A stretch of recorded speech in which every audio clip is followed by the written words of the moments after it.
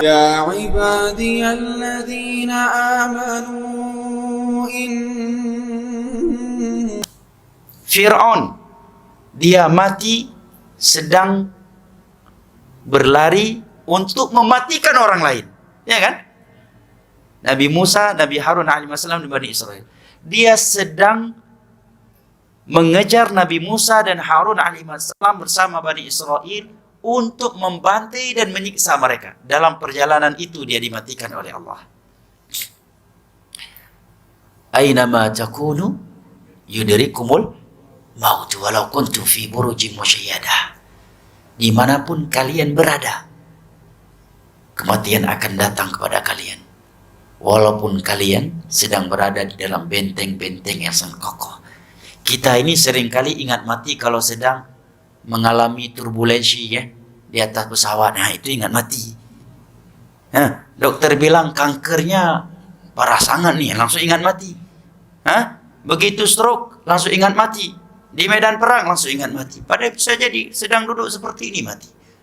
Di Aceh pernah dalam kajian maghrib dan isya, seorang bapak-bapak sebelumnya, ya beliau seorang pejabat pensiunan, tanya tentang surga neraka, tentang kematian. Pas salat isya, di sujud rakaat terakhir beliau meninggal, rahimahullah. Semoga husnul khatimah. Kematian itu di Banda Aceh. Habis kajian gini, kajian maghrib, antara maghrib dan isya, beliau tanya masalah kematian. Di sujud rakaat terakhir, yang lain bangun, beliau nggak bangun. Rahimahullah rahmatan wasi'ah. Seorang berumur sangat cinta pada sunnah beliau, cinta sekali sama sunnah. Subhanallah. Kematian Khalid bin Walid, dari ujung kaki sampai ujung kepala ada bekas pedang, bekas tombak, bekas anak panah. Karena beliau memang orang yang suka perang. Semenjak beliau di jahiliyah, belum masuk Islam udah suka perang. Khalid bin Walid. Setelah masuk Islam, orang terdepan di medan perang. Meninggalnya apakah di medan perang? Enggak. Beliau meninggal di atas tempat tidurnya. Itulah kematian.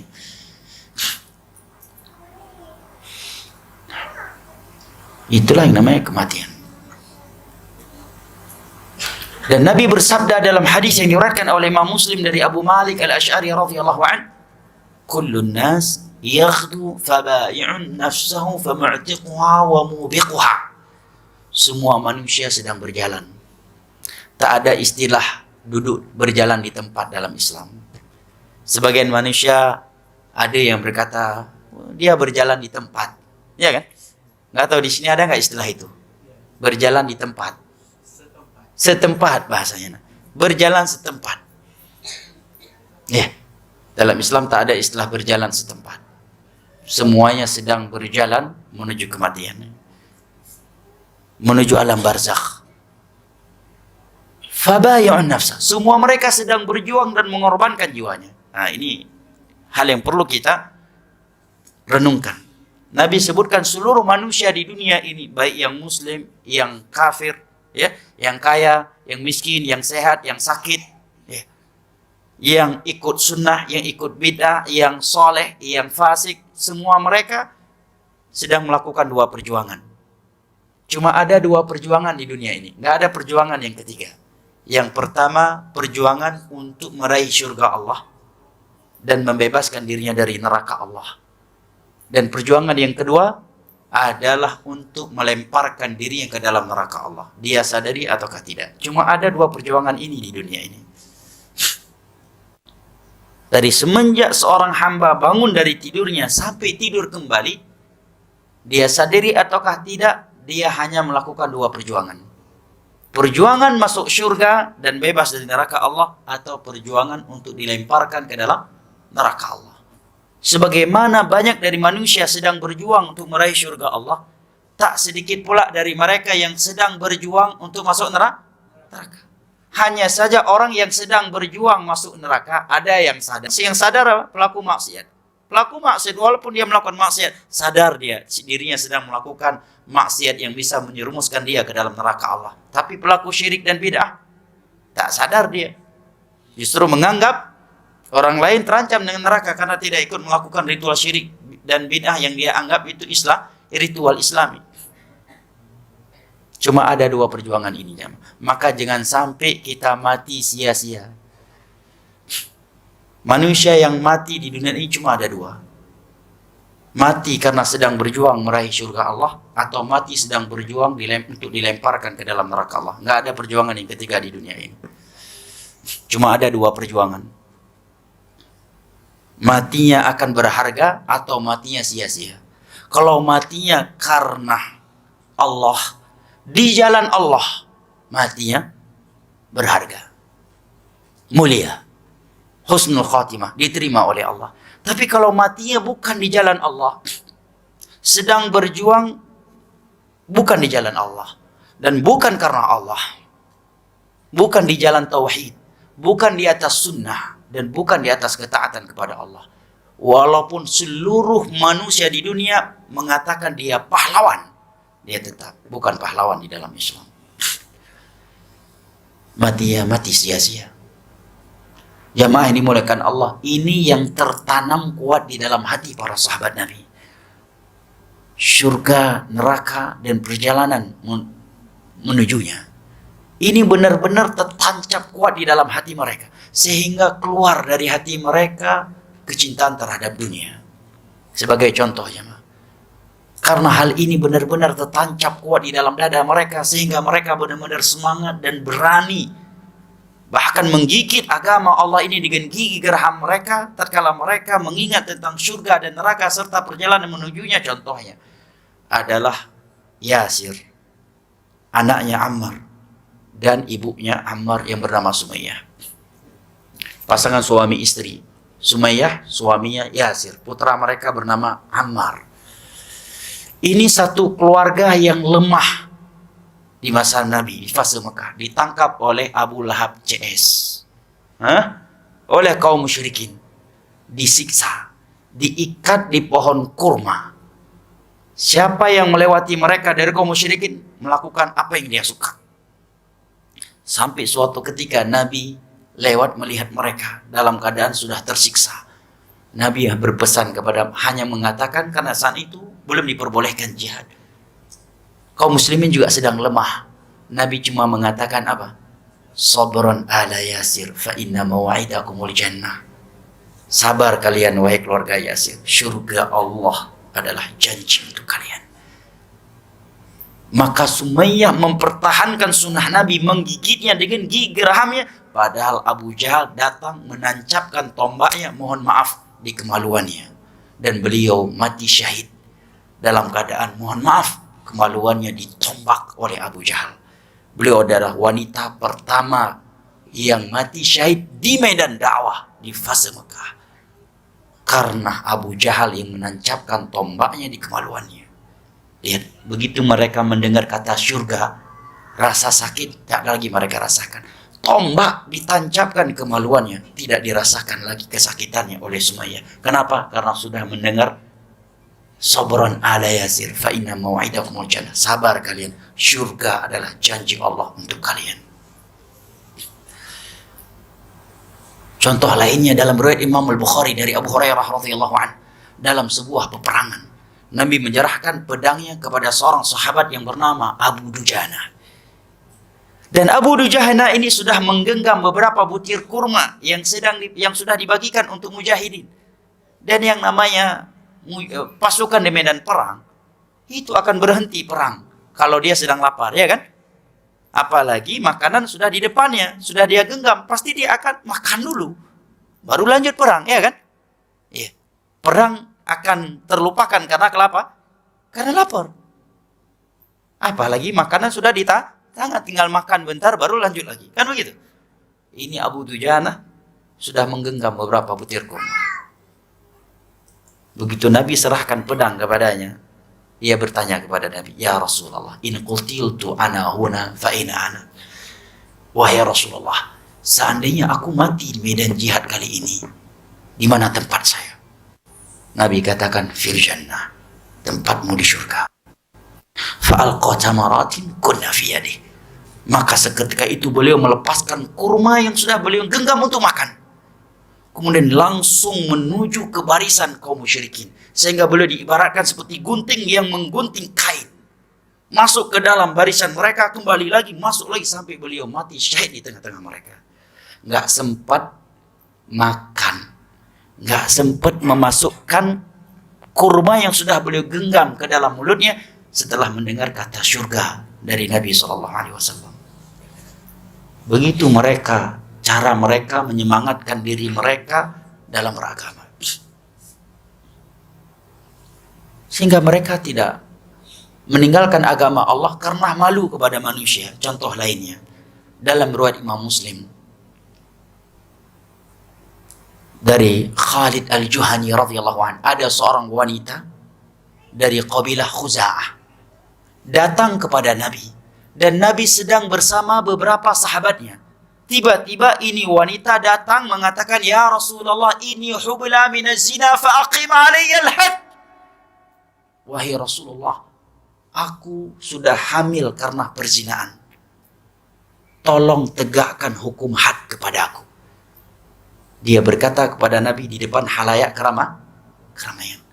Secara umum wanita kan malu diketahui telah hamil berzina, apalagi yang mengetahuinya Nabi Muhammad dan para sahabatnya. Tetapi karena ini wanita tahu kalau menerima had yang ditegakkan ikhlas, itu akan menghapuskan dosanya yang karena itu dia dihad. Itu keutamaan di dalam Islam.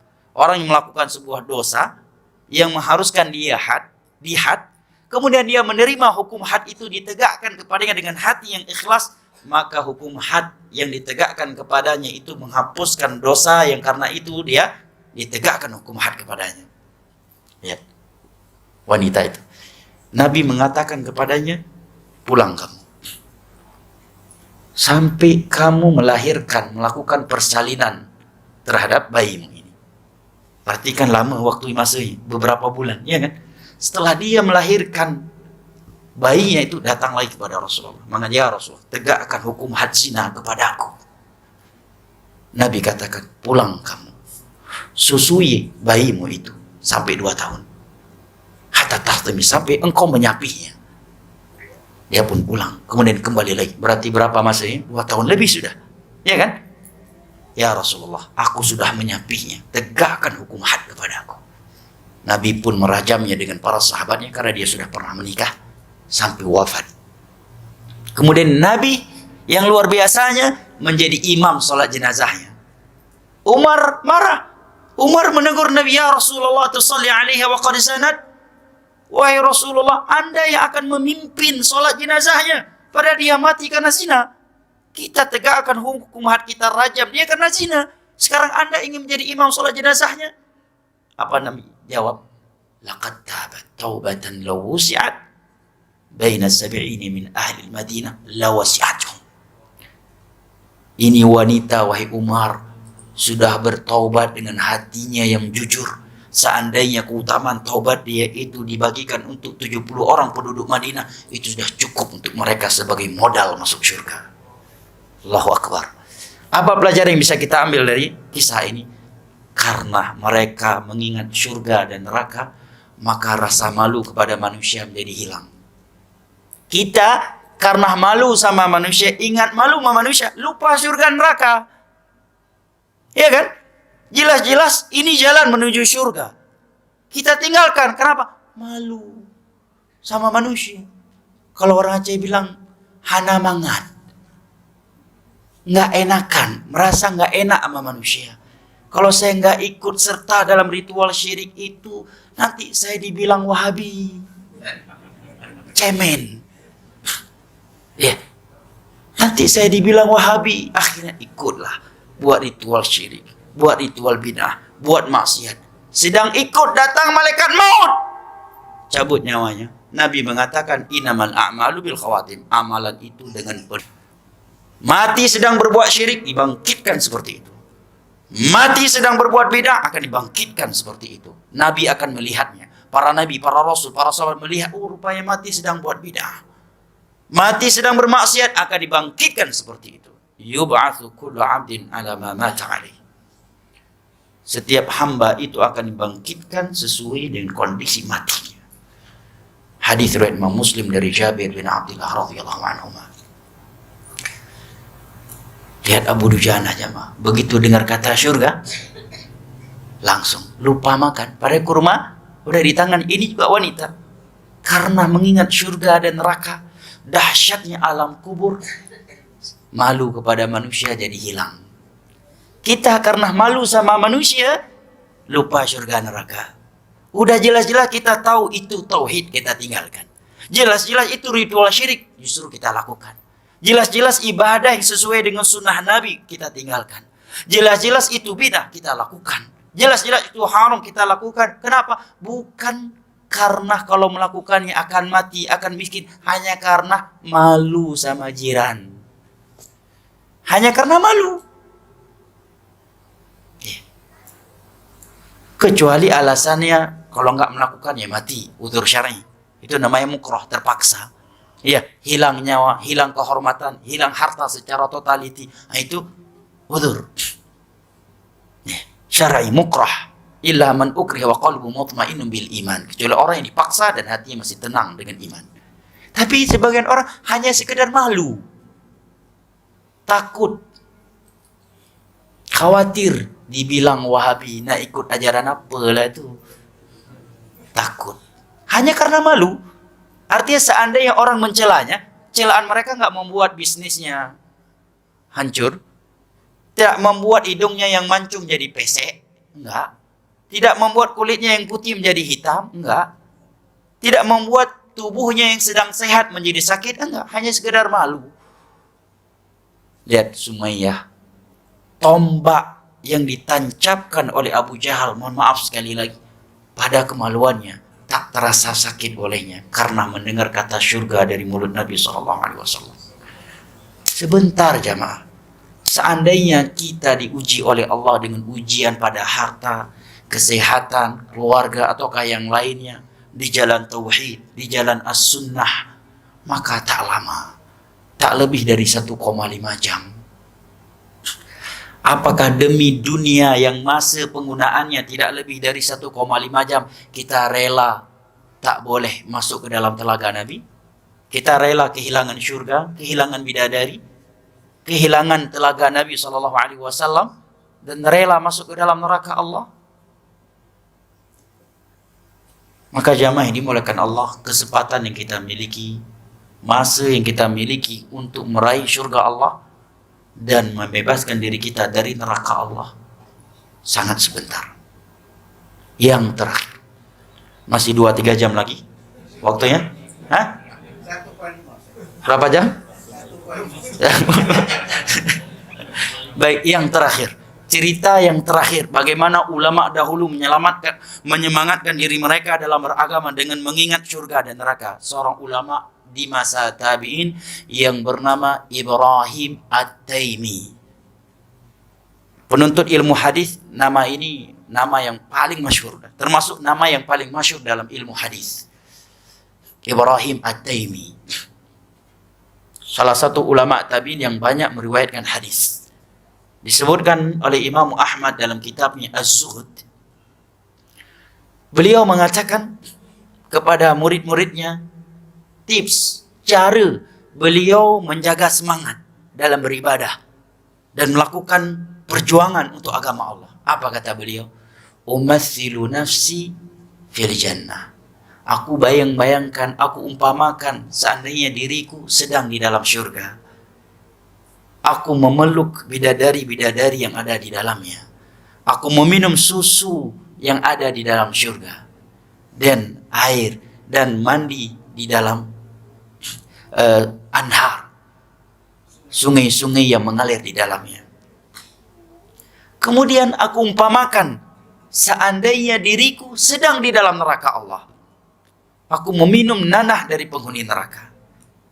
Aku memakan zakum dan aku sedang terbelenggu dengan rantai yang ada di dalam neraka Allah. Maka aku katakan kepada diriku, manakah yang engkau inginkan dari dua tempat ini? Pilih, mau pilih yang mana? Jiwaku menjawab tentunya adalah yang pertama. Maka aku pun mengatakan kepada diriku, Idzan fi umniyatik fa'mali. Kalau demikian berjuanglah, beramallah untuk menggapai cita-citamu itu. Itu cara ulama dahulu menjaga semangat mereka dalam beragama Allah, dalam beragama. Padahal mereka di masa di mana mayoritas manusia orang-orang soleh, tak ada diskotik di masa itu, ya kan? Ya, betul. Tak ada bioskop, tak ada tempat judi, ya, tak ada pengedar sabu-sabu, narkoba, tak ada.